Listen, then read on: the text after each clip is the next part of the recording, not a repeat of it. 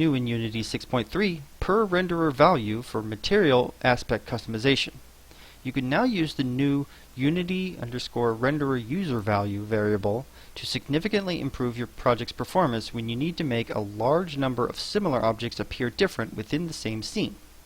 The new meshRenderer.setShaderUserValue and SkinnedMeshRenderer.setShaderUserValue APIs allow you to specify per renderer data in a custom 32-bit integer value and use this data to apply shader variations on a single material used by all renderers.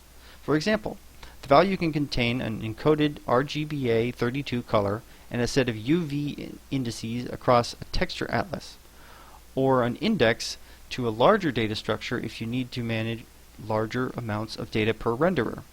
Unity references this custom 32-bit integer as the renderer shader value user value RSUV named Unity_renderer user value in the API. In shader graphs, you can access it with a custom function node. You can also use the GPU resident drawer (GRD) along with the RSUV to further improve your project's performance. For more details about RSUV, refer to the features documentation or import the renderer shader user value sample available in URP and HDRP packages. And that was the per renderer value for material aspect customization section of Unity 6.3.